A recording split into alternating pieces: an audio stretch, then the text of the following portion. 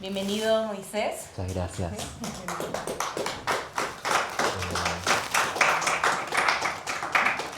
Muchas gracias, Andrea, muchas gracias, Jan, muchas gracias, Megan, y muchas gracias a todo el equipo de Shapiri por poder gestar estos espacios de intercambio que son importantes siempre. Muchas gracias a todos los asistentes. Lo que voy a mostrar ahora es un trabajo de investigación que se realizó el año pasado a partir de una convocatoria del Vicariato Apostólico de Quito y la Wildlife Conservation Society para desarrollar la primera etapa del proyecto de las Memorias del Agua de Iquitos, ¿no? Es bien gráfico, entonces van a ver muchas imágenes que van a ir pasando. Bueno, las Memorias del Agua de Iquitos. La Amazonía es predominantemente agua. Sin embargo, la gestión y planificación del territorio amazónico desde el Estado siempre se ha dado desde una mirada colonizadora. ¿Me escuchan bien al fondo? ¿Sí? Un poco más alto, ya. Sin embargo, la gestión y planificación del territorio en el territorio amazónico siempre se ha dado desde una mirada colonizadora y expansionista, donde el enfoque se centraba en la expansión demográfica y extracción de recursos, desvinculándose y desentendiéndose de esta red fluvial importante que conecta caserío, ciudades y fronteras, tejiendo relaciones e intercambios entre ellas a lo largo de toda la cuenca amazónica. Iquitos, ubicada entre los ríos Amazonas, Nanay e Itaia, no ha sido ajena a estos procesos de desterritorialización durante su historia, construyendo una ciudad compacta y sin poros sobre un ecosistema acuático, ejecutando infraestructuras ajenas a las temporalidades y sensibilidades que tiene el territorio amazónico, dejándonos sin bosques y ahogándonos en nuestras propias lluvias. Para poder hablar de planificación y gestión en ciudades amazónicas es fundamental entender el territorio amazónico, del territorio original y los sistemas naturales que la conforman. Iquitos forma parte de la ecorregión de selva baja, conformada por los sistemas de bosques, en su mayoría bosques inundables, y los sistemas de aguas que son los ríos, cochas, quebradas y lluvias. Sometida a las condiciones temporales y naturales de creciente y vaciante, o agua grande y el agua merma, como le reconoce el pueblo Pucama, y en donde antiguamente la mirada del indígena amazónico estaba presente, pues entendían el territorio como el lugar de relaciones sociales con cada uno de los elementos naturales y espirituales, desvinculándose del término tierra y el concepto de propiedad, pues siempre han tenido territorio y no tierras. De esta manera, durante siglos desarrollaron diferentes estrategias de adaptación ecológica ligadas a su relación con la diversidad de los ecosistemas habitados, haciendo de la Amazonía un territorio totalmente antropizado, donde su ordenamiento territorial funciona como uno de relaciones.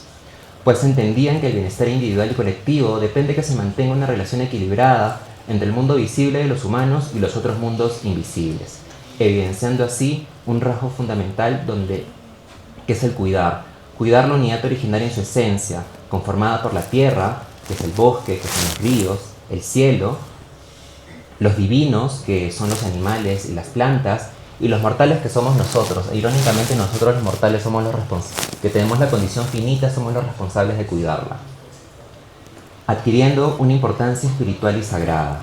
Iquitos ha sido el territorio original del pueblo Iquito y Cocama mayoritariamente.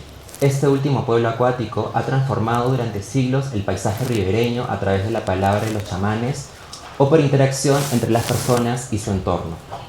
De esta manera, reconocen que el cambio y la modificación natural del curso de los ríos se da por el desplazamiento de la gran serpiente acuática.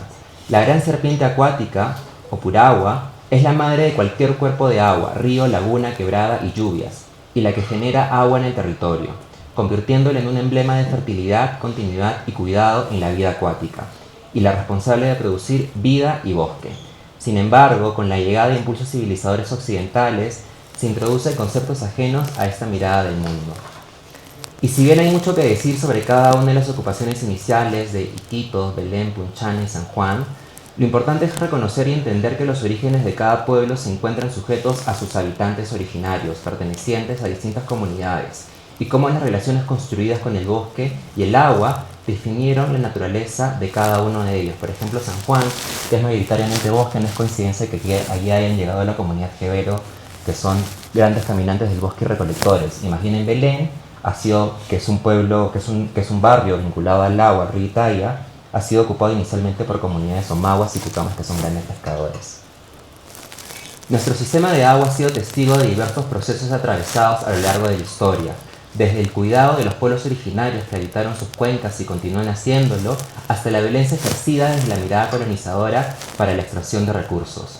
Por lo que para poder entender en toda su complejidad a este sistema acuático, será necesario reconocer toda su extensión y redes que la conforman, es decir, recuperar las memorias del agua para poder pensar, planificar y redireccionar la manera en la que venimos habitando nuestra ciudad. A partir de diversas fuentes cartográficas se levanta información sobre el antiguo sistema de quebradas o aguas que atravesaban Iquitos, desde el plano trigonométrico de Enrique Espinar de 1886, el croquis de von Hansel de 1911, el plano de Iquitos de Andrés Torres de 1918, el mapa de Emiliano Vela de 1957, entre otros que contienen información valiosa y aislada sobre la ubicación de quebradas que han desaparecido en la ciudad. La gran mayoría de estas cartografías se han conseguido en la Biblioteca Amazónica de Iquitos, fundada por el CETA, el Centro de Estudios Teológicos de la Amazonía, que ya no existe. Pero tiene un archivo cartográfico muy valioso, la Biblioteca Amazónica de Iquitos.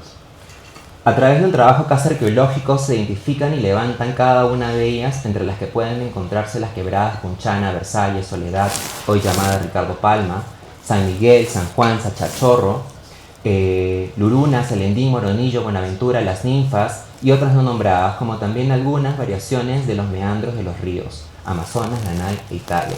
Coincidentemente es loco porque, digamos, se identificaron todas las quebradas, Moronillo, Ricardo Palma, Soledad, pero ninguno de los planos coincide, ¿no? Entonces se hizo como un trabajo casi arqueológico para ver, de superponer las quebradas y verificar por dónde pasan las quebradas ahora.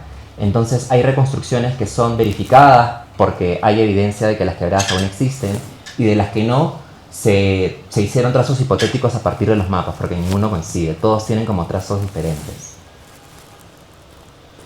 Finalmente, este primer procedimiento nos da como resultado un primer esquema general del antiguo sistema de quebradas de Iquitos. Antiguamente, este sistema configuraba el territorio tejiendo relaciones territoriales, cuidado y reciprocidad a lo largo de toda su geografía entre los ecosistemas y las ocupaciones iniciales de Iquitos, que está por acá, Belén, el pueblo de Belén, el pueblo de Punchana, cuando todavía era pueblo, y el pueblo de San Juan. Y las quebradas eran las que tejía y articulaba cada una de estas comunidades. Antiguamente San Juan se llamaba Guayabamba, configurando diversos paisajes sujetos a sus orígenes y redes naturales. Desde este corte hipotético del antiguo territorio de Iquitos, se podría decir que las quebradas permitían que las zonas de los altos drenen hacia los ríos Amazonas e Italia, ¿no? Todas estas zonas de los altos... ¿Hay un pulsor, no? No hay pulsor. O sea, lo que hacía era que las quebradas, lo que hacía era que las zonas de los altos en épocas de lluvia drenen hacia los ríos Nanay e Italia, cosa que no pasa ahora porque están sepultadas. Entonces ahora la ciudad se inunda por completo, tenemos hasta el agua hasta acá. Además de ser un importante espacio de interacción social y uso común entre las personas, pero que finalmente desaparecen con las vías de conexión tendidas sobre el territorio, produciendo el crecimiento y la aparición de una ciudad, lo que llevó a la deforestación del bosque y el drenado de sus quebradas. Esto aparece al inicio del gobierno de Belaúnde. Este es Iquitos, el casco histórico, que es la primera trama urbana en la época del caucho, el río Amazonas, que antes pasaba por acá, el río Nanay, el Hombro Nacocha y la colita del Italia, ¿no? Entonces se tiende la avenida La Marina, que llega hasta Villavista Nanay, quienes conocen Iquitos pueden ubicarlo, el mercado, y hacia la carretera Iquitos Nauta va la avenida Belardo Quiñones, ¿no? Entonces, naturalmente, como las ciudades amazónicas crecen a partir de vías, es a partir de invasiones, ¿no? Por eso es que Iquitos termina siendo desbordada.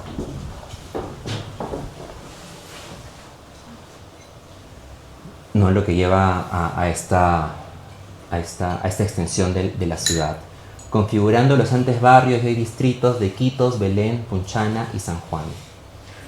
Entonces, entendiendo el territorio como el ser vivo que es, para trabajar un mejor futuro es necesario entender su presente, pero para hacerlo es fundamental profundizar en sus pasados.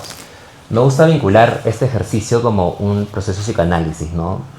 Es importante entender que las ciudades finalmente las configuran nosotras las personas, y nosotros somos seres vivos, por lo tanto las ciudades son tan seres vivos como nosotros, el bosque también y los ríos también.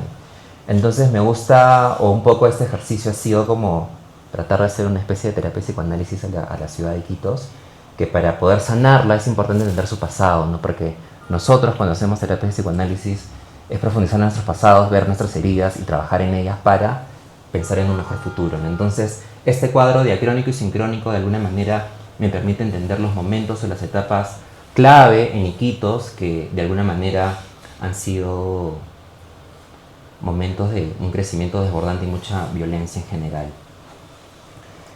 Por lo que armo este cuadro matriz para evidenciar la continuidad de relaciones territoriales y de cuidado alrededor de Iquitos. Trabajo a 4 escalas, ¿no? La territorial, que es esta, la urbana, la arquitectónica y la social. Pues en su conjunto estas 4 escalas configuran paisajes, distintos paisajes a lo largo del tiempo.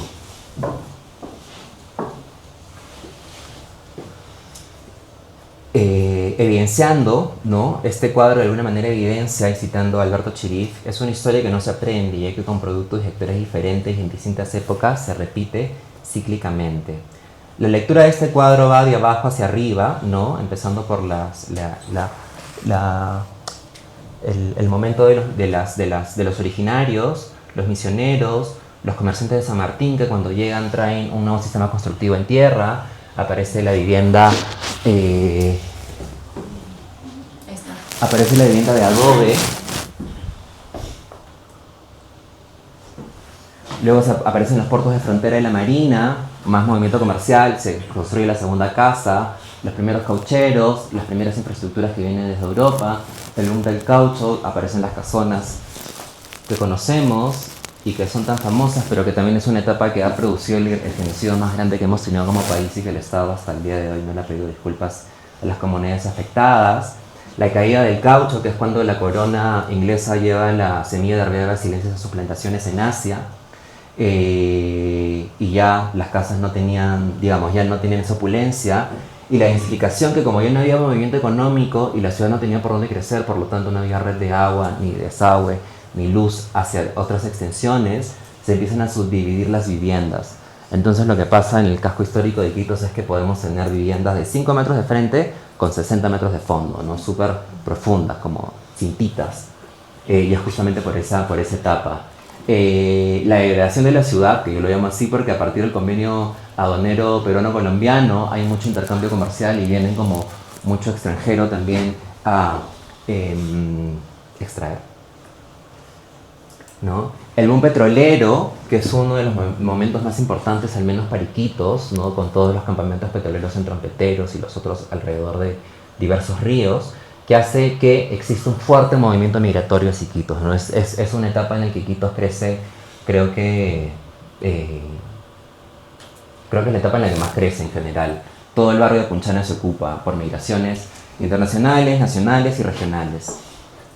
El crecimiento urbano comercial, que es nuevamente por una fuerza política económica de la exoneración de impuestos, que también hace que muchos empresarios vayan a hacer negocios y luego se vayan, y hoy, ¿no? Entonces es importante entender que este violento y acelerado crecimiento de la ciudad finalmente nos ha dejado en la ciudad desbordada que hoy habitamos. Sin embargo, es necesario reconocer las particularidades que se encuentran a lo largo de cada uno de los barrios que configuran la ciudad. Pues a diferencia de otras ciudades, los límites son difusos y esto tiene que ver con cómo socializamos nosotros los amazónicos y loretanos. A diferencia de Lima, que están bien marcados los límites de distritos o de barrios, lo que me encanta de Iquitos y creo que lo que llama mucho la atención ahí es que no existen estos límites. Todo es como muy difuso y eso creo que lo hace muy rica como ciudad. Entonces, frente a esto surge la pregunta que finalmente conduce a la investigación en primer esquema de propuesta.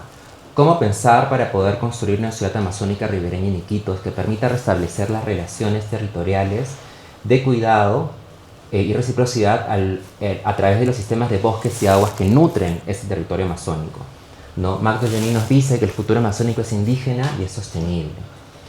Desde la mirada del mundo indígena amazónico, el territorio no se define por fronteras ni límites, sino por las marcas geográficas que señalan la ligación de un grupo humano a un paisaje y una historia.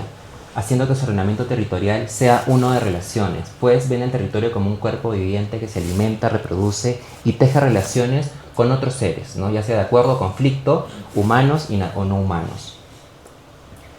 Se propone una red territorial que funcione como un tejido de relaciones, un ordenamiento que no desmitifique el territorio y reteja vínculos con el sustrato natural que le da origen. Es decir, sostenible para la Amazonía. Por ese motivo es importante entender cómo funciona la noción de espacio público en las comunidades indígenas y ribereñas, que entrarían dentro de la metáfora de... Porque sí me parece importante que como arquitecto y en general creo que la disciplina arquitectura y urbanismo debemos empezar a construir nuevos términos para hablar de urbanismo amazónico, ¿no? Sobre todo de un término tan occidental como es el espacio público, que es un término que en verdad no existe en la Amazonía, sino que ha sido de alguna manera implantado por Occidente. Entonces, de esta manera, la primera aproximación de ver cómo podemos entender el concepto de espacio público, pero para la Amazonía, puede entrar en la metáfora de estos lugares compartidos. En las comunidades, lo que entendemos como espacio público o lugar compartido serían el bosque de los ríos, que son los espacios de encuentro e intercambio que tenemos como sociedad, ¿no? Y estos conceptos se desarrollan, viene siendo fundamental, ¿no? Porque además también nosotros como amazónicos tenemos un lenguaje de mucha especificidad, ¿no? En general tenemos como términos para referirnos a todo, a ecosistemas, a características físicas, a características naturales. Entonces sí es importante que nosotros, nuestra disciplina tenga como esta responsabilidad de construir nuevos términos, ¿no? Que es lo que necesita hacer la academia también, construir nuevos términos para hablar de urbanismo y arquitectura amazónica. Como también reconocer el conjunto de memorias construidas a lo largo de diversos cuerpos de agua que existen y existieron en la ciudad, con la finalidad de evidenciar los procesos con los que ha podido atravesar para pensar en un mejor futuro. Es así que el proyecto de las memorias del agua aspira a ser a largo plazo una herramienta de planificación para repensar mejor la ciudad amazónica ribereña de Iquitos, la posibilidad de recuperar las capas y memorias tangibles e intangibles del territorio de Iquitos alrededor de su ecosistema acuático abrirá la posibilidad de debatir y repensar la manera en que habitamos este lugar. Al ser un proyecto de largo aliento, su desarrollo se organizará en etapas y permitirán un trabajo progresivo y ordenado. En ese sentido, se propone un primer esquema de hoja de ruta. Ese es el primer esquema que se hizo el año pasado, ¿no? Que era como la primera etapa, que tenía que ver con recolección de información para los casos de estudios que se van a trabajar, la organización, la sistematización, la representación, al menos del primer caso que se hizo, que fue Moranacocha. Este año hicimos Punchana, y las siguientes etapas que tienen que ver con diagnóstico, con análisis y con los lineamientos de propuesta. Hasta ese punto era lo que nosotros como institución o como organización o como grupo tenemos pensado trabajar, porque finalmente ni la Vicaría ni la WCS tienen como la capacidad de tomar decisiones en la planificación, ¿no? Pero sí teníamos la posibilidad de construir esas herramientas herramientas de diseño para la planificación a través de las cartografías, sacando la superficie los cuerpos de agua, y que en la tercera etapa, que es la propuesta, las autoridades o las instituciones correspondientes puedan tenerlas mapeadas. Durante los primeros meses del año pasado se trabajó el barrio de Moranacocha, recopilando información bibliográfica y de primera mano por parte de los moradores y moradoras, con la finalidad de rescatar las memorias de los adultos mayores vinculadas al agua, como la de los jóvenes y niños, para reconocer las diferentes perspectivas generacionales. Esto fue importante porque, claro, del adulto mayor se tuvieron las memorias o las experiencias que ellos han tenido, que sus padres han tenido, o la de sus abuelos, y de las generaciones de las infancias, porque se trabajó con niños desde 4 hasta 10 años, fue como esta aspiración o esta proyección o estos imaginarios que ellos también tienen alrededor del lago, y tratar de hacer un puente. Para finalmente evidenciar los procesos que ha atravesado y la urgencia de revertirlos, de sanar el lago y así sanar también a su gente. El lago de Moranacocha se configura a partir de un antiguo meandro del río Nanay, que en su desplazamiento natural deja este lago de aguas oscuras. Los ríos amazónicos, que son estos meandros, siempre están en constante movimiento, no solo vertical por la creciente y la vaciante, sino también horizontal, ¿no? Porque el suelo es tan débil, tan suelto, que el cauce, la misma fuerza del agua hace que empuje, y los ríos se desplazan, ¿no? Entonces, este es el lago Morondavacocha, que era un antiguo brazo del río Nanay, ¿no? Que en su desplazamiento, al alejarse, deja este lago de aguas oscuras a la ciudad.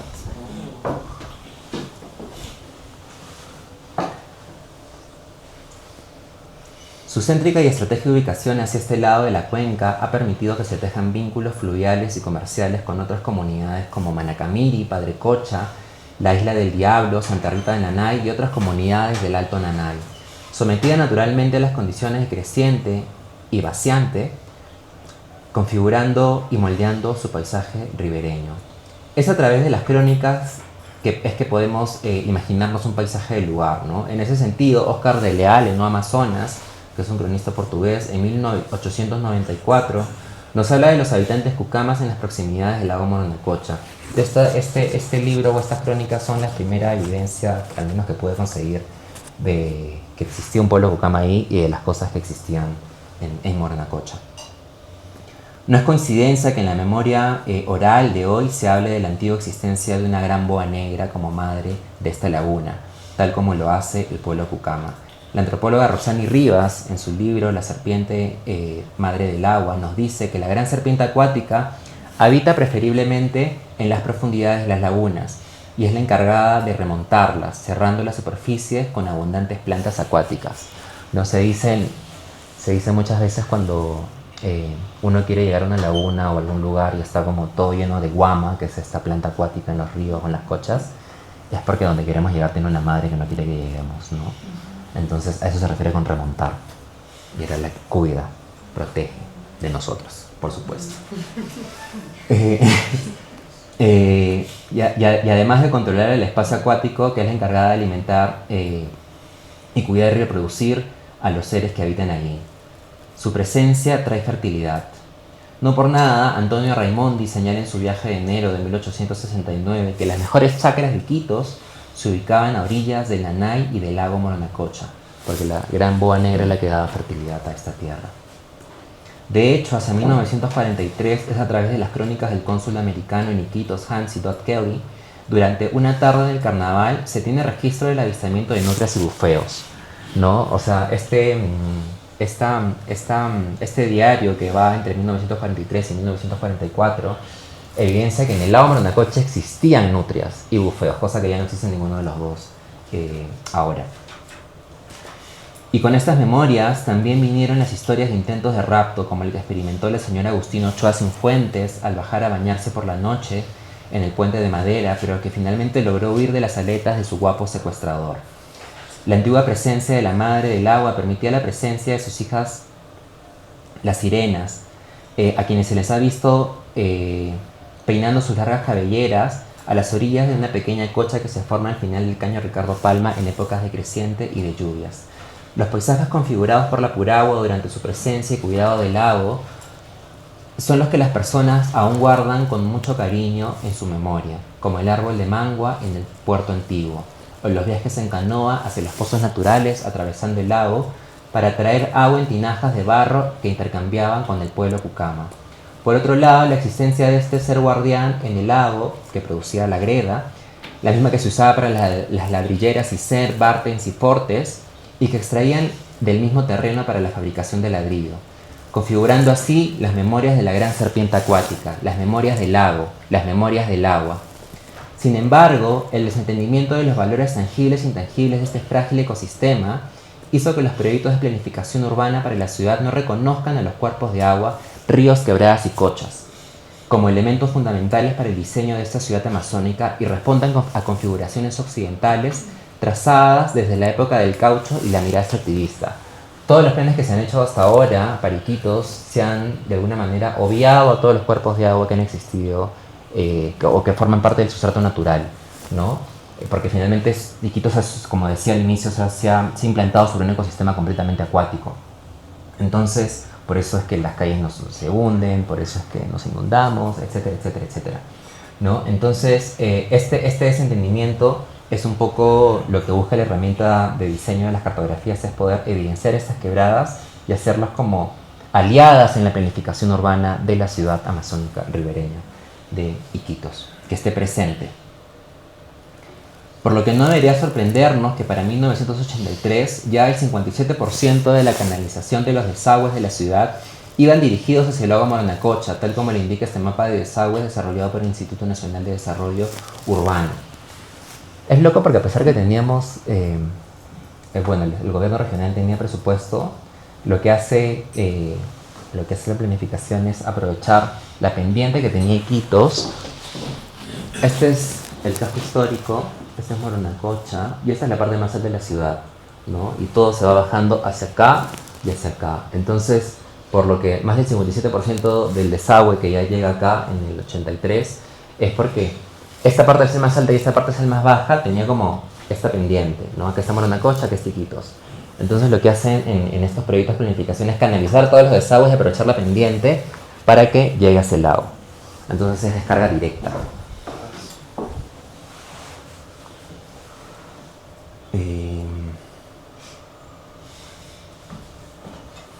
La salida de desagües y caños hacia el lago, sumado a las ocupaciones a lo largo del borde ribereño autorizadas por el exalcalde Joaquín Abensur, hijo, trajo consigo desperdicios y sedimentos, y con ellos una serie de alteraciones al ecosistema y nuevas vulnerabilidades.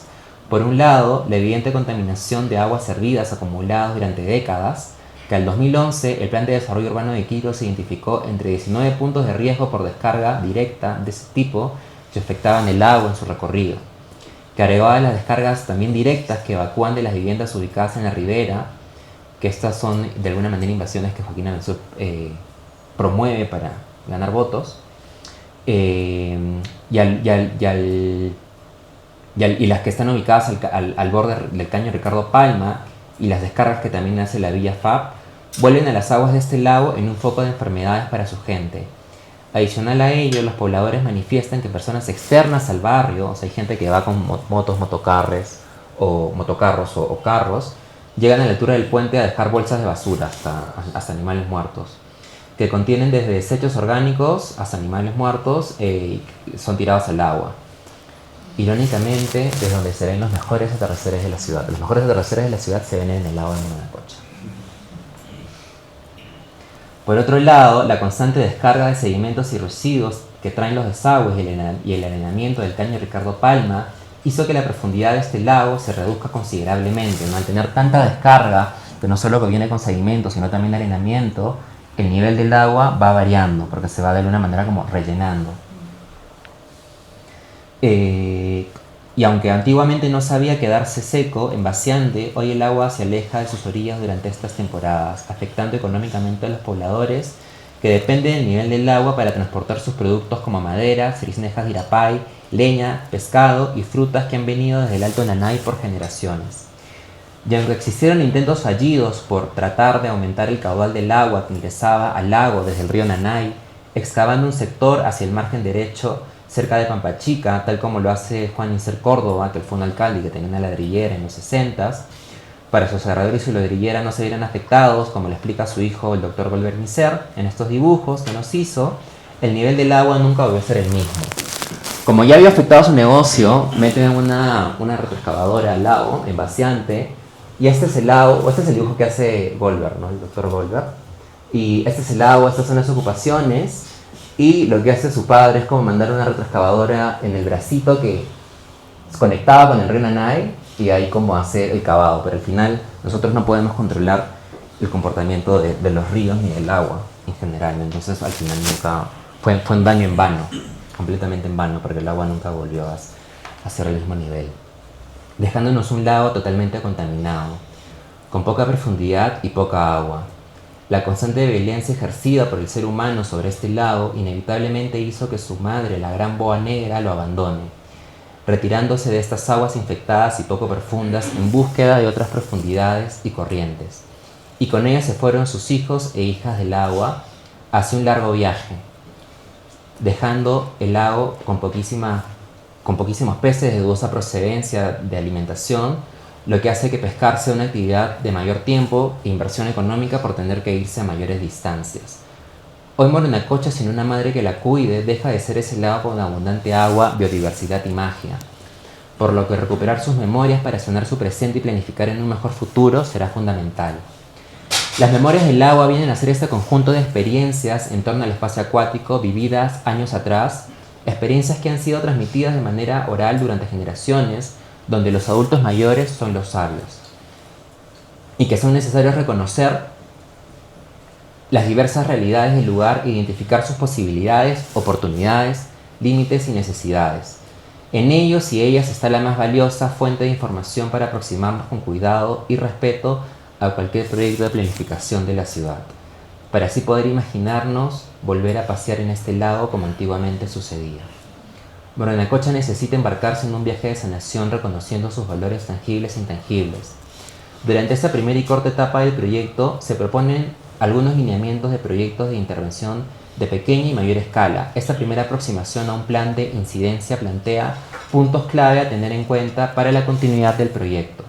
Las consideraciones son generales, pues pensar en un plan de incidencia más desarrollado requiere un equipo interdisciplinario con el que se pueda armar un plan integral.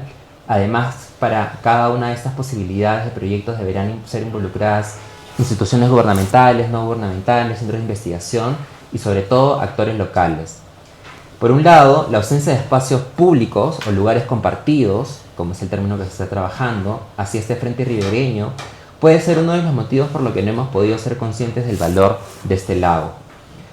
Por lo que acercar a su gente al agua a través de intervenciones efímeras en algún espacio disponible será una invitación a reconocernos en ese territorio acuático. Existe un espacio con condiciones de sombra, superficie y alto flujo de personas, que es como un pequeño puerto informal que existe ahora, para que podría funcionar como esta intervención, ¿no? Poder aprovecharlo con intervenciones efímeras como para poder estar, como para poder recibir el acopio de los productos, que esas son intervenciones que sí se tienen que trabajar, o bueno, que estamos trabajando con un grupo de estudiantes para ver la manera de cómo también llevarlo a la realidad.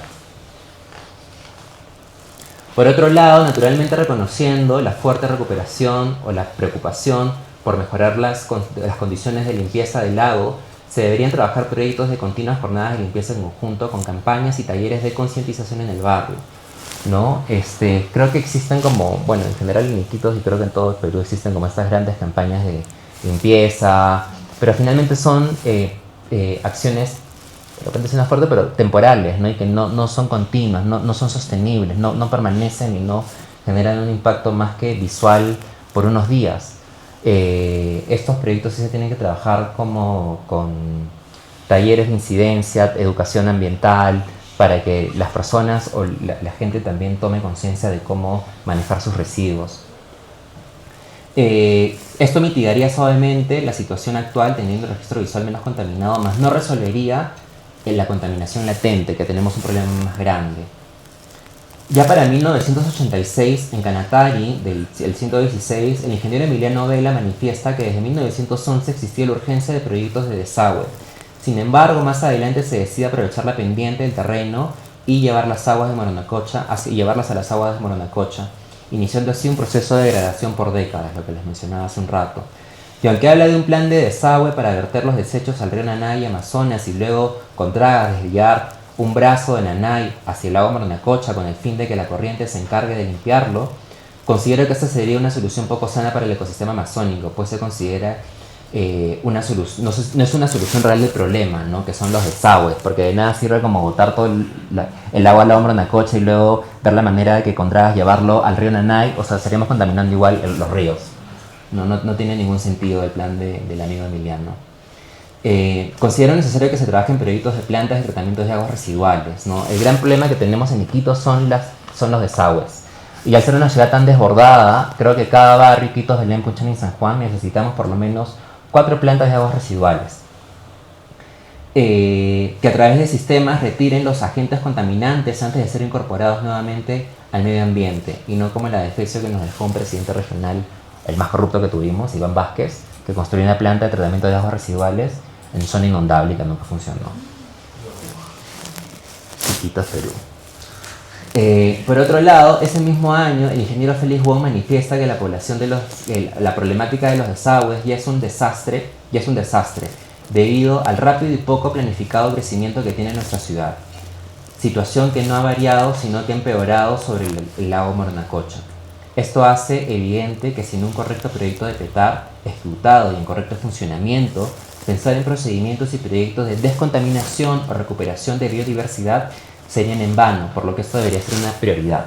Porque de nada va a servir como pensar en proyectos de recuperación de biodiversidad, de recuperar la profundidad del lago, si finalmente no hemos resuelto el problema más grande que son los desagües, ¿no? Existe, digamos, y estas ideas en realidad no son como trilladas, porque haciendo una pequeña revisión bien superficial de algunos proyectos que se hacen fuera, por ejemplo, este lago completamente contaminado por desagües, por otros agentes contaminantes, termina siendo recuperado y a partir de intervenciones paisajísticas y fitodepuración. La recuperación del lago y el caudal del agua también debería ser otro de los proyectos trabajados con un amplio equipo de especialistas, como este proyecto que busca recuperar el caudal del Río Grande en México. Y frente a la problemática habitacional en el frente ribereño, será necesario pensar en nuevas densidades de proyectos urbanos, ¿no? Este es un ejercicio que hice en la universidad con estudiantes. Cada vez que puedo trato de hacer intervenciones de taller, en el taller de diseño, que es un curso que dicto en Iquitos, ¿no? Entonces en este ciclo habíamos trabajado en Anacocha y siendo conscientes también que es difícil como desplazar o reubicar como ya asentamientos de alguna manera consolidados, por más que sean invasiones en cierto sector, como por ejemplo en Iquitos tuvimos un proyecto que querían ubicar toda la gente de Belén, un proyecto que se llamaba Nuevo Belén, ¿no? Mandar a la gente vinculada al agua, que antes aprende primero a nadar que a caminar, al bosque, ¿no? Que no tenía nada que ver. El proyecto no funcionó. Toda la gente que fue regresó al barrio Belén vinculado al río, porque finalmente es gente del agua, no es gente del bosque. Entonces, lo que busca el proyecto es que más que reubicar a todas las personas que están ubicadas al barrio ribereño, es como pensar en nuevas densidades.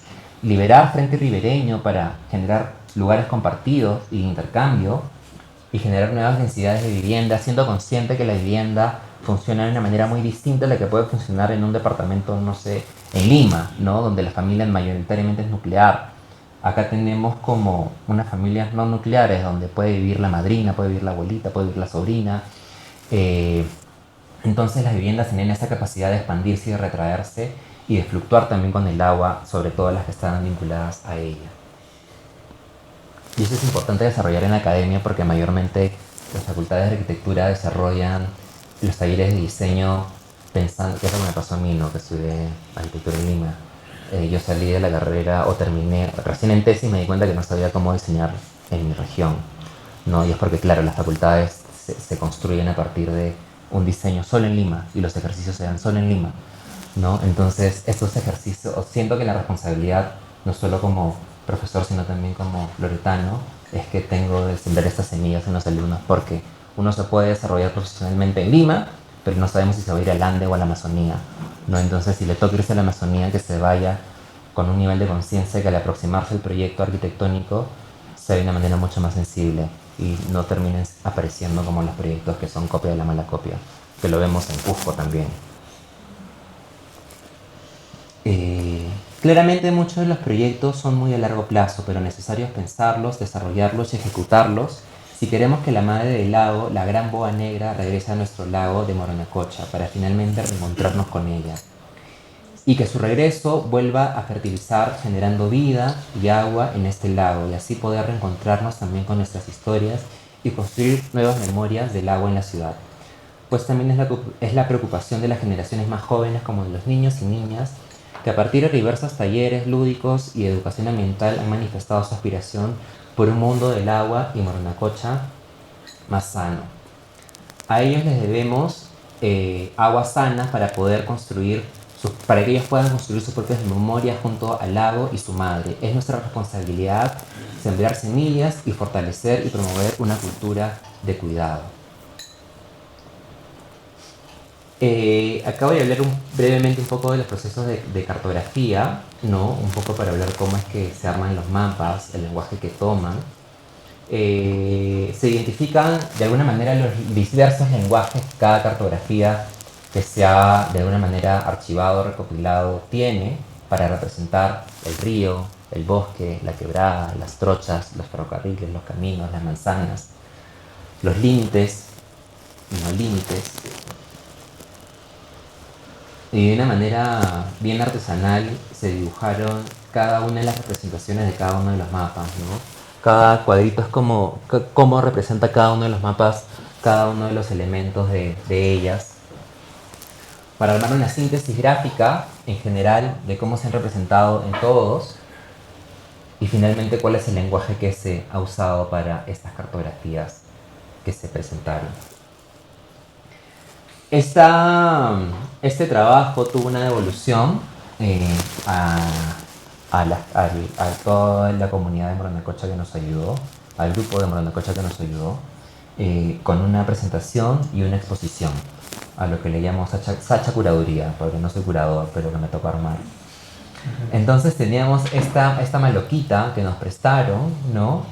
Y de alguna manera también teníamos unos paneles que nos había prestado otra organización, que estábamos condicionados al espacio y al soporte para el soporte gráfico, y se dispone a partir de estos ejes de la misma estructura de la maloca, se disponen los paneles, ¿no? De esta manera para generar diversos recorridos que de alguna manera en la fantasía podíamos simular el recorrido de una serpiente en el espacio, ¿no? De esta manera o de esta otra. Imágenes del proceso de montaje y un poco lo que fue el montaje de la exposición, siendo las fotografías hechas, las recopiladas, los dibujos que trabajamos en los talleres de adultos mayores, jóvenes y niños,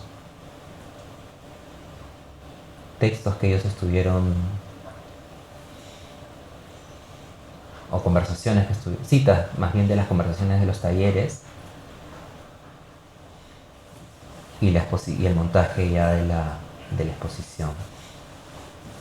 Y fue bonito porque finalmente también en esta exposición había personas que iban a los talleres, gente muy participativa, otras como un poco más reservadas, pero que en la exposición, al ver las imágenes y al tener estas conversaciones, intercambios, fue rico porque salieron como otras historias, ¿no? De las sirenas, por ejemplo, en los talleres nunca salió, y en la exposición sí salió el tema de la sirena que se peinaba la cabellera al final del caño Ricardo Palma en la creciente Buena Lluvia.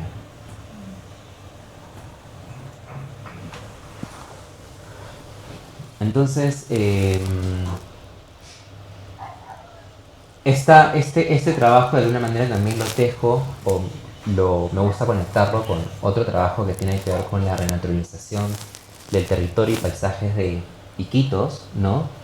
Que a la fecha el crecimiento urbano ha producido en Iquitos un síndrome de déficit de naturaleza que es necesario revertir para devolver el goce de sentirnos plenamente humanos, pues la naturaleza en la Amazonía, que son los bosques y aguas, ha funcionado como lazo de importantes relaciones entre sus comunidades. Recuperarla ayudaría a mitigar las vulnerabilidades que ocurren por el talado de árboles en la ciudad y las producidas también por las constantes lluvias que al no tener por dónde drenar nos inundamos, ¿no? Entonces, este primer esquema de propuesta de renaturalización entiende que donde hoy existen ciudades, antiguamente fueron pueblos de un territorio tradicional y original, ¿no? De algún pueblo originario. Por lo que recuperar el máximo de territorios ancestrales sería la única garantía de un desarrollo sostenible. Entonces, primero se identifican los sistemas de bosques y aguas, ¿no? El sistema de bosques, reconociendo todos los beneficios que tienen los bosques, los árboles urbanos, ¿no? La mitigación, el regular de temperatura, hábitat de biodiversidad, etc, etc, etc, etc. Y se identifican los sistemas de bosques en la actualidad, ¿no? El espacio vegetal espontáneo compartido, que son los bordes ribereños, las orillas, el espacio vegetal construido compartido, que son las calles, que no existe continuidad, ¿no? Los centros recreacionales. Se genera un primer eje de lo que existe y se le da continuidad en este eje longitudinal inicialmente, para luego trazar un nuevo eje transversal que dé hacia la cuenca del Nanay y la cuenca del Italia, porque son estos ejes transversales lo que permitirían que ingrese biodiversidad a la ciudad. No este eje longitudinal, sino son los ejes transversales lo que permitirían que entren aves, reptiles, insectos, peces desde la cuenca del Nanay y la cuenca del Italia. Teniendo una primera red de sistemas de bosques compartidos que debería vincularse con el espacio doméstico no compartido, que son los sistemas de huertas, ¿no? Una cosa que está pasando en Iquitos, bueno, Iquitos, una de las tipologías más ricas que tenemos son las viviendas con huerta, la vivienda huerta, que son estas viviendas longitudinales con el espacio social, los espacios privados que están vinculados a un jardín y la huerta. Y la huerta es el espacio que sostiene la vivienda y nutre la vivienda, ¿no? Y existe una relación visual potente entre la calle, la vivienda y la huerta, que es importante también articularla a este tejido vegetal del sistema de bosques. Y vincular el espacio institucional no compartido, que son los grandes espacios militares como el antiguo aeropuerto de Morona y el cuartel Vargas Guerra, porque podrían funcionar como grandes bosques dentro de la ciudad, ¿no? Y ser como espacios de descanso para aves migratorias que van hacia la ciudad y que ahora habitan postes o habitan techos de casas. Tal como pasa como en ciudades amazónicas como Manaus, Alter do Chão, o Parintins o otras. Por otro lado, el sistema de aguas, primero está la identificación de los ríos, el Nanay, el Aitaya y el Amazonas, que en verdad ya no pasa por Iquitos. Reconocer el fenómeno decreciente del agua, ¿no? Y evidenciar estos puntos son a partir del plan de desarrollo urbano de Iquitos del 2011 al 2021, son los puntos de vulnerabilidades antrópicas por lluvias, que coincidentemente, si trazamos la red del antiguo sistema de quebradas, pasan por acá. Entonces, la posibilidad de recuperarlas podría ayudar a mitigar las vulnerabilidades por inundaciones por lluvias que la ciudad sufre. Porque no es coincidencia que por donde más se inunda es por donde pasaban las quebradas antiguamente, que ya las hemos tapado. Y esta necesidad de poder recuperar el agua la podemos ver. Yo creo que los niños son como, las infancias son como el mejor termómetro de ver qué es lo que necesita un espacio, ¿no? Y cuando llueve, los niños son quienes toman el agua, ya sea salubre o no salubre. Podemos cuestionar todo lo que quieran, pero la toman, ¿no? Y ahí se dan cuenta como esa necesidad que tenemos como sociedad de vincularnos al agua. Por eso la necesidad de recuperarlas. Y esta idea, en verdad, de recuperar cuerpos de agua no son ideas aisladas, ya han pasado, como en Corea del Sur, una antigua quebrada también contaminada, se drena, se tapa, se construye un bypass, pero eso tiene que ver mucho con la gobernabilidad, ¿no? Porque primero un alcalde decide taparla, hacer este bypass, pero luego otro decide destaparla, bombear agua desde el río Alcallegada y generar este eje hídrico y vegetal en la ciudad. La infraestructura que aparezca tiene que ser fluctuante, no puede ser rígida, como es la que aparece ahora en la ciudad, y generar infraestructuras que nos permite conectarnos al agua, ¿no? Porque es algo que siempre terminamos necesariamente buscando.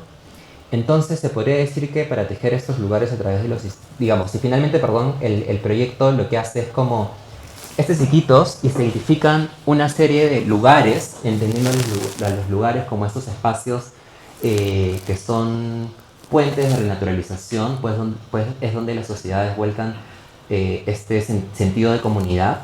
Entonces se identifican diversos lugares en los puntos de San Juan, Iquitos, Punchana y Belén, y se teje primero a partir del sistema de bosques, ¿no? Ya tendido anteriormente, y el sistema de aguas, ¿no? Con la finalidad que ese tejido hídrico y vegetal de alguna manera permita articular estos lugares donde se construyen culturas de cuidado y de alguna manera que ese tejido se extienda, el tejido entendiendo como ordenamiento territorial y una cultura de cuidado, se extienda a lo largo de toda la ciudad. Y esto es urgente, pues si nos damos cuenta, conforme por donde está creciendo la ciudad, que es la carretera Iquitos-Nauta, mientras más lejos estamos, podemos ver ese tipo de ecosistemas, de bosques secundarios y primarios, pero mientras más cerca estamos de la ciudad, ya el bosque ha sido talado y tasable, ¿no? Entonces acá me pregunto si es que esto pasa, ya nosotros los seres humanos también perdemos esta capacidad tan única que tenemos, que es la de crear seres fantásticos, ¿no? Entonces estos seres también de alguna manera van a terminar eh, yendo de aquí. Finalmente, este proceso de renaturalización se puede entender también como un proceso de rehistorización y sanación, pues al retejer esta relación, esta trama urbana ya existente y el sustrato que nos da origen como sociedad, busca sanar, ¿no? Por lo que pensar y planificar la ciudad amazónica ribereña de Iquitos es tan complejo, y es importante entender que esto no solo tiene que ver con la disposición, sino también sobre la posición sobre la que miramos las cosas, ¿no? Que debería ser desde una posición, si bien terrenal, lógica, pero sobre todo espiritual e intangible, porque finalmente el territorio amazónico se sostiene desde lo intangible. Pues la Amazonía siempre ha sido el hábitat de distintas, si bien sociedades, biodiversidad, etc. Mi experiencia con la Amazonía desde niño siempre ha estado vinculada a los seres del agua y del bosque, por lo que me gusta pensar que si es que en algún momento Iquitos recupera los bosques y las aguas, podríamos volver a conectarnos con ella, ¿no? Podríamos volver a recuperar nuestras identidades. Por lo que este proyecto de renaturalización de las memorias del agua y del bosque también no solo se podría dar a distintas escalas, sino que también desde distintas perspectivas. Gracias, con eso termino. Vamos a empezar a hacer preguntas a Moisés. Yo voy a empezar como para abrir esta ronda de preguntas. Bueno, primero quería compartir un texto que va en relación a lo que es la casa para una persona que vive entre ríos. Y después voy con unas preguntas más personales. La casa es el techo de hojas de palmera y también el aire que entra por la puerta, que nunca está cerrada. Son los árboles frutales del bosque y los peces del río. Es el campo de cultivo y la libertad de no ir al campo de cultivo. Es el agouti y la paca en la selva. El canto de los monos en la madrugada. Casa también son los vecinos y los juegos y las bromas al caer el sol. Es el fútbol de chicos y chicas. Es donde se cuelga la hamaca para quienes quiera y llegue. Y con esto abro las preguntas.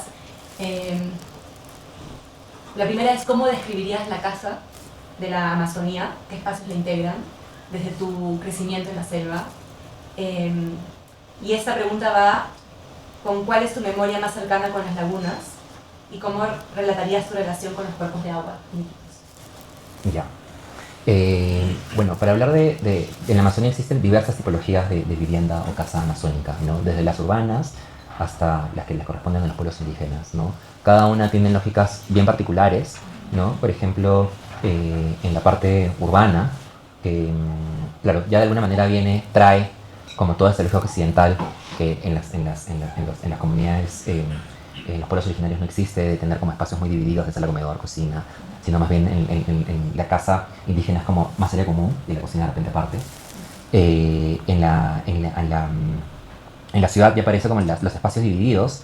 Sin embargo, creo que una de las particularidades más significativas de la vivienda amazónica y quiteña, urbana, sería la huerta. Son estas viviendas huertas, porque finalmente la huerta es el espacio que nutre la vivienda y en el que uno habita, ¿no? Justamente comentaba este concepto de qué es habitar, que tiene que ver con cuidar la unidad originaria en su esencia, que es el cielo, la tierra, los divinos y los mortales. Y creo que todo eso pasa en la huerta, porque está la tierra, está el cielo, están los divinos, que es el árbol de la huerta, porque todos los árboles tienen madre, y los mortales, que somos nosotros, ¿no? Entonces, creo que una de las características más importantes de la vivienda amazónica y quiteña, urbana y quiteña, es la tipología de vivienda huerta, pero sobre todo esta larga que desde la calle uno tiene esta relación visual de calle, vivienda y huerta, que es en particular y que yo no le he visto ni en Tarapoto ni en Pucallpa. Entonces, creo que esa es una de las características más importantes y de las que yo me siento como bien cómodo, porque yo crecí en una de esas casas. Entonces, y claro, en el casco histórico tú puedes ver muchas de esas.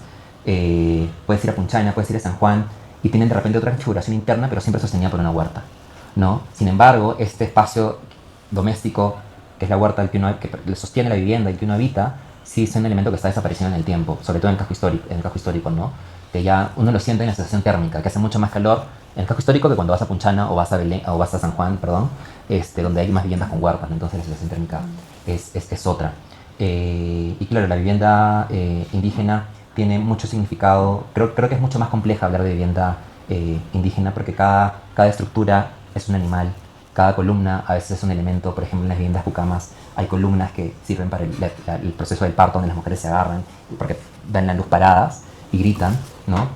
Hay vigas que se toman de tal manera porque evocan a cierto animal, ya sea esa chavaca o otro animal, y son espacios más comunes, ¿no? Y ahí es cuando viene esto que hablaba, que en la Amazonía, a diferencia de Occidente, donde nos gusta poner límites y diferenciar todo, en la vivienda también nos damos cuenta que todo es mucho más difuso, ¿no? Y eso creo que es algo que se ve en Iquitos, donde no existen los límites digamos, ya estamos, Iquitos como ciudad de alguna manera ya se occidentalizó un poco en la vivienda, que sí tiene los espacios divididos, pero la morfología urbana sigue siendo difusa como pasa en el espacio doméstico indígena amazónico. Entonces creo que eso es bien complejo y es bien extenso también, ¿no? Porque también cada vivienda indígena tiene como sus distintas particularidades, los tipos de maderas que usan, que son bien específicas. Por ejemplo, las maderas que puede usar el pueblo Bucama no es la misma que puede usar el pueblo Jeveros, porque se desplazan en distintos territorios o porque también pueden evocar a distintos animales a los que ellos son sus deidades, ¿no? Entonces, eso uno. La otra era mis vínculos con mi lago, ¿no? Con la laguna. Bueno, desde niño siempre he tenido como mucho desplazamiento en Rivera. Mi mamá trabajó muchos años en educación intercultural bilingüe, entonces gocé un poco la colita de esa etapa que finalizó cuando yo tenía 8 años, poco más menos.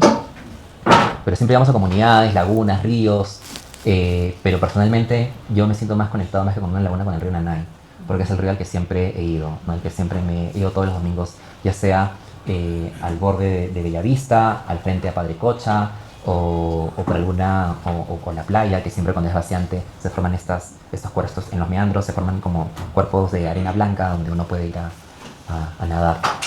Y creo que eso era. Ajá. Y voy a aprovechar que has mencionado al pueblo Pucama para hacer una pregunta sobre el pueblo Pucama. ¿Cuáles crees que son las principales estrategias de adaptación ecológica que destacarías de la cultura Pucama? Ya, ellos son hombres y mujeres del agua, ¿no? Entonces, siempre, por ejemplo, uno es el tema de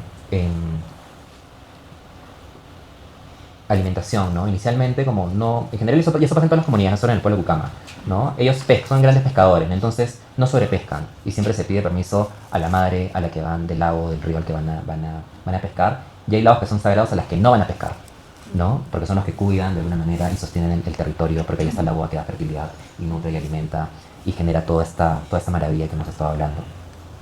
Y otra de las cosas que también pasa con el pueblo Bucama, y en general creo que en general con varios pueblos, pero con el pueblo Bucama, porque como son gente del agua, de alguna manera siempre están próximos a un cuerpo de agua.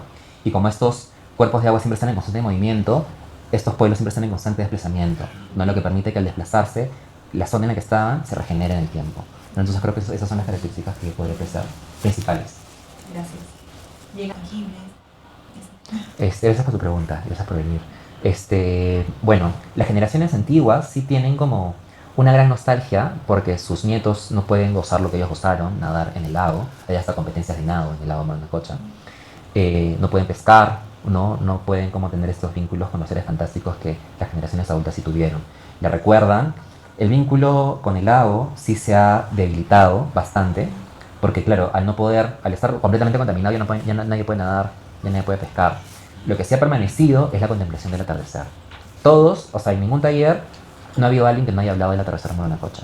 Y en los dibujos, sobre todo en los dibujos de los niños, no hay niño que no haya dibujado el atardecer en Manacocha, ¿no? Entonces creo que el atardecer sí es como un paisaje muy interiorizado en el barrio y que quieren cuidar. Sinceramente no saben muy bien cómo, en el sentido que sí quieren que se descontamine. Ellos hablan de campañas de limpieza, hablan de letreros, hablan de guardias, ¿no? Pero nuevamente creo que lo fundamental es como estas plantas de tratamiento de aguas residuales, porque sin ellas de nada va a servir como hacer patrullaje para que no bote nada, desagüe, o basura si el desagüe sigue llegando, o hacer campañas de descontaminación si al final va a seguir llegando el desagüe, ¿no? Entonces, eso por un lado. Y no me acuerdo... De la densidad. Y el tema de la densidad es que sí es importante pensar, al menos en Iquitos y en general creo que en ciudades amazónicas, que las ciudades están creciendo como de una manera demasiado horizontal, ¿no? Y eso hace que se deforesten bosques y se drenen quebradas. yo creo que ya estamos en un punto, hablo por Iquitos, que ya deberíamos pensar en nuevas densidades. Y con nuevas densidades no pienso en torres, ¿no? Sino pienso como en pequeñas construcciones de hasta 3 pisos, tal vez, ¿no? Y no en viviendas de un solo piso, sino en viviendas donde puedan, viviendas colectivas, donde puedan vivir, digamos, más familias. Que claro, que ahí sí hay que estudiar nuevamente la tipología arquitectónica que tiene que responder a las necesidades sociales, ¿no? No puede responder como a viviendas en un distrito de Lima, sino tiene que responder a la posibilidad de ser flexible, que era lo que habíamos trabajado con el proyecto que había mostrado con el alumno, con César. Había mostrado como un proyecto que se había hecho en la universidad con estudiantes, ¿no? Que tiene que ver con claro, todo es para el caso de Moranacocha. Todo Moranacocha estaba completamente tapado hacia el lado porque todo se invadió. Entonces liberar una parte de ese borde ribereño para dar espacios de encuentro de lugares compartidos y más bien pensar en ocupación, en ocupar también parte del río con vivienda fluctuante, ¿no? Con vivienda fluctuante, pero que la tipología arquitectónica tenga esta capacidad de crecer y de crecer, de que si viene mi madrino, viene mi abuelito, viene mi tío del Alto Nanay, la vivienda pueda crecer y tener espacios intermedios de encuentro dentro del complejo de vivienda. No solo pensar en viviendas aisladas, sino tiene que ser vivienda y espacios de encuentro, porque finalmente nosotros somos seres muy sociables. Pasa mucho, que ahora se ve menos en el casco histórico, pero si uno sale del casco histórico se ve más. Pero yo crecí cuando el casco histórico se veía que las vecinas sacaban su mecedora a la calle a comer su aguaje y chismeaban y eran la cámara de seguridad más eficiente del barrio, ¿no? Entonces, estas cosas de alguna manera también generan esta actividad en el lugar, ¿no? Pero en ese sentido, estas nuevas densidades no deberían perder esos espacios intermedios. O sea, nos hemos sido, la manera en la que hemos habitado, ahora ya no creo que habitemos, sino creo que sobrevivimos más bien, como en la ciudad, porque ya yo entiendo habitar como cuidar, y creo que ya no cuidamos. Creo que esta manera de ver el habitar como ciudadanos, como sociedad, se ha ido transformando por estas fuerzas políticas y económicas, ¿no? Que claro, han traído como tipologías nuevas que de alguna manera nos han dicho, esta es la manera en la que, no sé si está bien dicho, pero se vive ahora o nos están enseñando a vivir. Y que no solo se ha transformado en la tipología arquitectónica de la vivienda, sino también en cómo de alguna manera nosotros interactuamos con nuestro medio, ¿no? Ya en la ciudad es cada vez menos frecuente como que la gente tenga cuidado del agua, tenga cuidado de los árboles y sobre todo tenga como esta mirada mucho más conectada con lo intangible, ¿no? Que yo sí sentía de niño en los 90s, ¿no? En la ciudad. Ahora eso casi ya no se siente, ¿no? Y eso tiene que ver con, claro, con todos los complejos, con todo lo complejo que es la globalización, que no podemos ir contra ella, que llega. Boom del caucho, madera, narcotráfico, coca, petróleo, exoneración de impuestos, comercio pero no aduanero, y otros tratados, ¿no? Entonces, eso sí ha hecho que nos hayamos transformado como sociedad, se haya transformado como ciudad y de alguna manera nos hayan como tapado los ojos. Y al taparnos los ojos, simplemente estamos como siguiendo lo que nos dicen que es el desarrollo. Y eso es algo que se busca como destapar. Es irónico, es una pregunta bien importante porque es irónico porque al tener el desagüe con el problema que yo considero que es el más importante y prioridad y el más grande que tenemos como ciudad, ahora se está desarrollando el plan Nainas, que es el plan para Iquitos. Y el desagüe no es su prioridad, ¿no? Entonces, y lo está desarrollando la Municipalidad de Maynas con el Instituto Metropolitano de Lima, ¿no? Entonces hay muchos cuestionamientos de que, claro, es una mirada centralista, etcétera. Pero hoy por hoy no existe ni el gobierno regional, ni las municipalidades, ni este plan que ya lanzó el primer diagnóstico, no tienen a la problemática de los desagües como su prioridad, ¿no? Y esto es algo que sí sorprende. Los proyectos de educación ambiental más han estado siendo trabajados por ONGs, ¿no? Que se vinculan con barrios, con comunidades o con colegios para hacer estos talleres de educación ambiental, sobre todo con infancias o con jóvenes. No viene tanto de las municipalidades, ¿no? De hecho, una cosa que pasa en general con los gobiernos regionales y municipalidades amazónicas peruanas es que son de los gobiernos más corruptos que tenemos en el país, ¿no? Entonces, tienen otras prioridades. Sí, son discursos bien de mucha fricción, porque claro, quienes tienen o quienes sienten este impacto más fuerte de la contaminación petrolera, minera, deforestación y sobre todo el impacto violento que tiene el narcotráfico en la Amazonía, son los pueblos, son las comunidades que están dentro del bosque, ¿no? O de los ríos. Y ellos tienen como una voz bien alta en contra de estas actividades. Porque además también son pueblos que O sea, es mentira que cuando las petroleras o las mineras o dicen que los ayudan y generan esas cosas, en verdad no es una ayuda real ni creo que sincera. Entonces, ellos tienen como una mirada como muy consciente de que se están maltratando sus bosques y sus aguas, que son sus lugares compartidos, que son los seres vivos que los habitan, que se están lastimando también los seres intangibles, con el peligro que puedan desaparecer en un futuro, que tiene fricción con toda esta mirada distinta que el amazónico urbano también puede tener de que estas actividades generan movimiento económico. Hablando por Iquitos que no existe industria, es real que esas actividades sí generan puestos de trabajo, ¿no? Pero a costa de, ¿no? Entonces hay como mucha fricción en eso.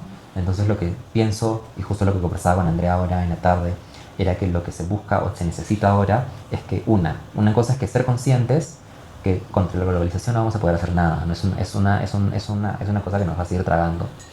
Pero sí pienso que podemos conciliar, ¿no? Entonces buscar puentes o caminos para que se piense en un desarrollo que genere los puestos de trabajo que la gente necesita, todos necesitamos desarrollarnos económicamente también, pero que no dañe, como daña ahora, el bosque y los ríos, ¿no? Entonces esa conciliación creo que es algo que todas las actividades extractivistas deberían buscar. Porque creo que pensar ya a estas alturas que ya eso es lo que también me resigné, que son actividades que se van a paralizar, creo que es algo que no va a pasar nunca, ¿no? Pero lo que sí podemos hacer es como conciliar. Sí, totalmente, Sí. ¿no? O sea, sí, es totalmente consciente de que estos procesos económicos, políticos nos desconectaron, pero sobre todo nos taparon. Yo creo que la conexión aún sigue, pero nos han tapado, nos han vendado, ¿no? Y hay una imagen bien fuerte que mostré de Enrique Peso, que es un amigo fotógrafo, que hizo un collage de esta tapada de la mirada, ¿no? Y que tiene que ver con eso. Me parece genial lo que me cuentas del pueblo de One Piece que está tratando de esta independencia. Pero ahí también pienso que tiene que ver mucho con... Yo sí creo que la gobernabilidad una buena gobernabilidad es importante.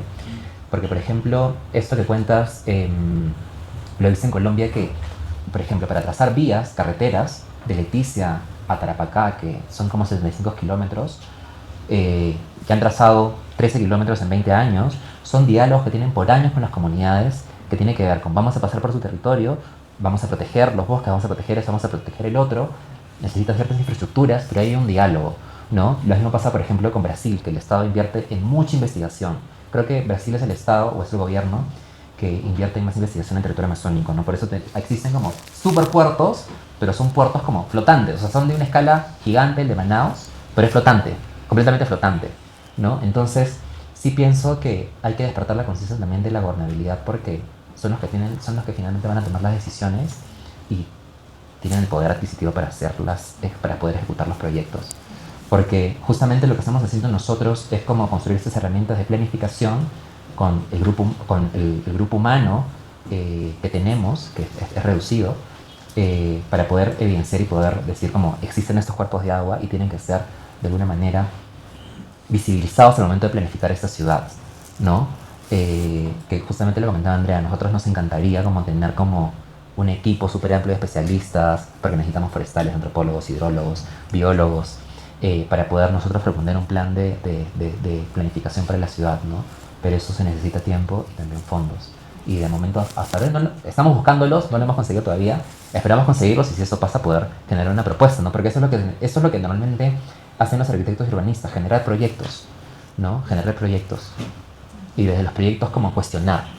Porque muchas veces lo que hace cada vez se está perdiendo menos, pero lo que hacía la disciplina era generar proyectos para cuestionar lo que el Estado hacía cuando el Estado no hacía proyectos. Porque ahora el Perú no hace proyectos públicos, todo se hace a dedo, ¿no? Por cómo se manejan las cosas. Que al hacerlos públicos permitía como generar debate entre distintas propuestas que los arquitectos podían proponer, ¿no? Eso ya no pasa, o con Fujimori ya dejó de pasar. O sea, sí existen las posibilidades, ¿no? O sea, podemos irnos en la Amazonía, podemos irnos a Occidente, ¿no? Primero nos vemos en la Amazonía. En el estado de Pará, en Brasil, existe... Primero sí es verdad que las ciudades cuando crecen, al tener como esta naturaleza estática, genera un borde fijo y un límite, ¿no? Que si estás en un borde ribereño, que lo que pasa en Iquitos es que, por ejemplo, muchas casas o parte de la ciudad que se han ubicado en un borde que está por la Plaza Claverito, 2 cuadras terminaron desapareciendo cuando el río decidió como llevárselas, ¿no? Sí. que naturalmente pasa. Pero sí pienso que como urbanistas hay que pensar en nuevamente desarrollar proyectos con equipos que permitan generar espacios habitables adaptándonos a la naturaleza, ya sea el río, ya sea el agua. Por ejemplo, a lo que iba, en Pará, en Brasil, existe un estado que es como, ni siquiera es una ciudad, es como un municipio, que es una escala muy pequeña, que se llama Afuá, que prácticamente se ha ubicado sobre un humedal, todo sobre un humedal, ¿no? Elevado sobre palafitos, completamente entablado, que permite que la tierra respire en vaciante y en creciente, y donde está prohibido el carro y la moto. Toda la gente se transporta a partir de bicicletas y una especie de motocar bicicleta, ¿no? Que es como una bici con espacios para transportar allá. Y tiene una extensión bastante amplia y los árboles que antes habían ahí están en medio de la morfología, no sé si ni siquiera llamarlo urbana, pero de la morfología de este municipio, ¿no? Y luego también, si pensamos en más complejidad, puedo irme a Netherlands, donde prácticamente todas las ciudades están ubicadas se han construido sobre humedales, ¿no? Y son prácticamente son funcionales y de alguna manera también el impacto que tienen sobre los cuerpos naturales no es tan negativo, ¿no? Entonces, que han habido estas situaciones, sí existen. Sí, son percepciones completamente distintas, ¿no? Sí. Por eso decía, una puede ser más cercana a la Amazonía y la otra en Occidente, que naturalmente está como esa necesidad de control del ser humano, ¿no? Que no pasa en Afuá, que simplemente está lo suficientemente alto para que no exista esta problemática de inundación. ¿Tú puedes imaginar Iquitos transformando así? O sea, no se podría transformar en lo que es Afuá, porque para eso tendría que caer como un incendio, como pasó en Chicago, o alguna bomba o algo para poder reconstruirlo, ¿no? O sea, es un poco utópico también pensar que todas las ciudades pueden como volver a ser, o volver a tener como un diálogo como en 100% de armonía con la naturaleza, ¿no? Creo, con todos estos años que vengo trabajando, al menos el caso de Iquitos, para ser bien honesto, no lo creo tan posible de ser como 100% equilibrado, pero sí volver a conectar, ¿no? Sí volver a conectar, pero sobre todo, Iquitos de alguna manera es referencia de las ciudades ribereñas alrededor, ¿no? Entonces sí me parece importante que estas cosas puedan ser implantadas en la ciudad para que las comunidades alrededor, cuando repliquen lo positivo. Y ahí sí se puedan construir este tipo de ciudades. O sea, en Iquitos lo que se puede hacer es recuperar algunos cuerpos de agua, porque también conversando con hidrógrafos, con ingenieros que han estudiado mucho el suelo de Iquitos, con gente que también ve temas de abogados, temas legales que yo no entiendo, pero que siempre me aterrizan, porque también antes era como mucho más fantasioso que ahora, pero me han aterrizado bastante, abogados sobre todo. A pesar de que es muy complejo como, o sea, recuperar las quebradas es posible, recuperarlas todas, pienso que sí sería como muy fantasioso por lo complejo que sería, porque pasa por propiedades, pasa por manzanas, etc. Creo que sí es posible poder recuperar algunas, y creo que se necesitan poder recuperar algunas para poder mitigar las vulnerabilidades por inundaciones por lluvia que tenemos ahora. Que pienso ahora que es la única manera, porque nuestro sistema de drenaje pluvial es un desastre, ¿no? Porque además de ser una ciudad que produce mucha basura, siempre se termina como obstruyendo todas las salidas de FOBE. Entonces sí, como Iquitos, pienso que se puede de alguna manera suavizar y mitigar, ¿no? Mejorar las condiciones que existen ahora para que las comunidades alrededor, los asentamientos alrededor, desde ahí se puedan pensar en nuevos lenguajes, porque van a terminar siendo ciudades, ¿no? No sé si vamos a estar vivos para verlas, pero van a terminar siendo ciudades, pero sí me parece importante que eso suceda para que estas nuevas ciudades sí se desarrollen con esta conciencia amazónica. Sí, o sea, con la Vicaría y la WCS, digamos, esto lo estamos armando para poder presentarlo, o lo hemos presentado también, bueno, personalmente yo lo he presentado a la coordinadora de este plan Mainas, completamente dispuesto, abierto a hacerlo, o a compartirlo, pero no, o sea, varias veces me he acercado a municipalidades, gobiernos regionales, pero nunca he tenido respuesta positiva, porque también debo ser consciente, y eso es algo que tengo que manejar, yo soy una persona que cuestiona mucho, entonces a estas instituciones no les gusta que les cuestionen las cosas. Sí es algo que me he ido corrigiendo un poco para poder de repente entrar de una manera más empática con ellos. Pero de intentarlo sí lo he hecho, ¿no? Y a mí me encantaría poder armar el equipo, pero como mencionaba, estos equipos sí necesitan tiempo y el tiempo que uno invierte trabajando se necesitan fondos también, ¿no? Entonces con la con la WSS y la Vicaría estamos tratando de conseguir esos fondos, ¿no? Y en la universidad con los estudiantes lo que trato de hacer es en los talleres de diseño, tratar de hacer estos ejercicios para proyectos como el de Moranacocha se puedan presentar, ¿no? Que son anteproyectos o son proyectos de academia, no académicos, pero que finalmente pueden ser como guías o referencias.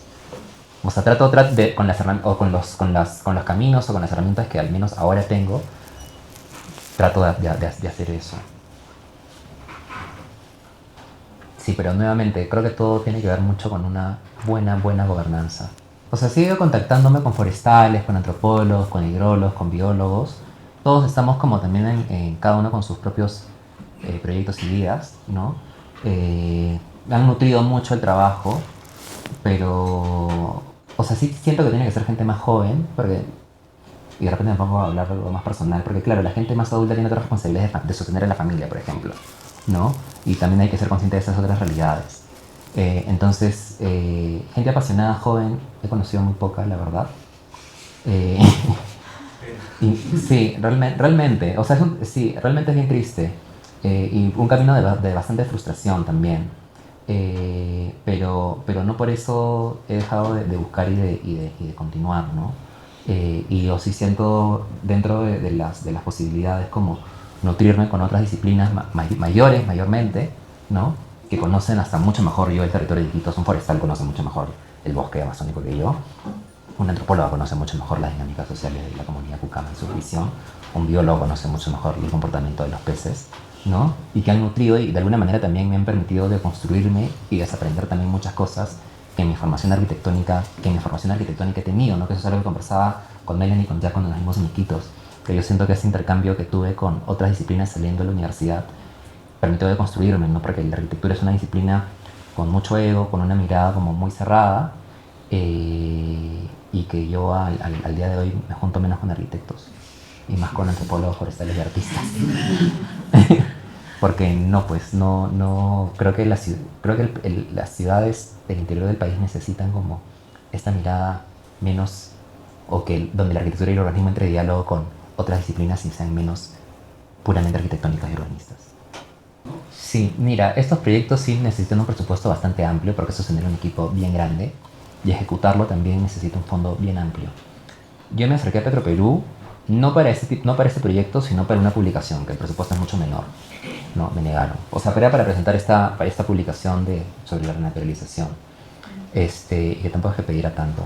Y me lo negaron. Bueno, entonces, de acercarme me he acercado. O sea, he buscado todos los caminos. No creen que no los he buscado. Los he recorrido, he remado, he caminado, he hecho de todo. He tocado puertas, pero no lo he conseguido todavía. Y por eso habla un poco de la frustración. O sea, sé que Pucallpa, al igual que Iquitos, en épocas de creciente y de lluvia sufren los mismos problemas que tenemos nosotros. Las mismas vulnerabilidades. Y imagino que también pasa, no he investigado sobre si habían quebradas o no, pero imagino que probablemente sí. Pero desconozco, y para ser bien honesto, si es que existe alguien que esté pensando como planificación urbana amazónica para Pucallpa. Sé que existen proyectos que de alguna manera, por ejemplo, sé que este proyecto de Yarinacocha, que lo hicieron los mismos arquitectos que hicieron Malecón 2000 en Guayaquil, fueron conscientes de las fluctuaciones del agua y todo lo demás, pero también entiendo que han habido ciertas problemáticas también con el río, ¿no? Te mentiría si te diría que he tenido contacto con alguien que haya estado investigando planificación urbana amazónica en Pucallpa.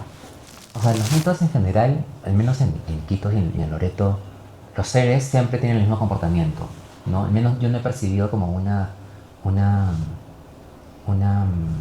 lectura que haya habido como cierta evolución. O sea, siempre terminan siendo como seres que, digamos, lo que sí pasa es que ahora ya no se vincula a los cuentos o a los seres mitológicos como un chico de un pueblo indígena que ahorita no me acuerdo cómo se llamaba, pero en Colombia me dijo que los cuentos mitológicos no son solo cuentos mitológicos, sino que son estrategias de cuidado, y son las estrategias de cuidado más importantes que tenemos en la Amazonía. Porque claro, si nos vamos más atrás, que te digan que si tú sobrecazas, sobrepescas o talas más de un árbol para madera o dañas el bosque, dañas el río, o puede venir el Chuyachaki y te lleva, o puede venir el Tunchi, o puede venir otro ser, o la sirena o el uso te rapta, ahí uno tiene como cierto cuidado, ¿no? Lo que pasa ahora, ya en los cuentos mitológicos, pero dentro de un contexto urbano, ya se pierde un poco eso del cuidado del territorio a partir de estos seres, ¿no? Sino simplemente se los ven como seres que vienen a hacernos daño. Entonces, eso sí es una percepción que yo he sentido de niño, ahora, y con los desplazamientos que he tenido en algunas comunidades. ¿Cuál es mi visión del agua en general? Bueno, yo siento que de alguna manera soy hijo, hija del agua, porque yo he crecido en torno al río Nanay, ¿no? Entonces, de hecho, esta investigación, o en general las investigaciones, no es que nunca tengo una metodología rígida, sino naturalmente como el agua, siento que van apareciendo las cosas, ¿no? Y mi vínculo con el agua es como un vínculo que lo he tenido desde muy niño, o sea, desde muy niño siempre he nadado en el río. Ahora, siempre que voy a Iquitos, que trato de ir por lo menos, bueno, yo el centralismo me ha tragado, vivo en Lima, trabajo en Lima, pero trabajo proyectos en Iquitos y siempre que puedo voy por lo menos 4 veces al año, siempre buscando el río, ¿no? Entonces, el río es un elemento que me habla no solo cuando lo visito, sino también que me ha podido hablar en sueños. Entonces, sí es como el agua del río, al menos es un elemento importante en mi vida. Yo siento que es alguien que me encausa, y digo alguien porque lo siento como un ser vivo, una persona, es alguien que me encausa en general en los caminos, ¿no? Creo que también el Nanay es el que me ha traído aquí a Chapiri. Muchas gracias, Moisés. Gracias a usted. Muchas A todos gracias. ustedes.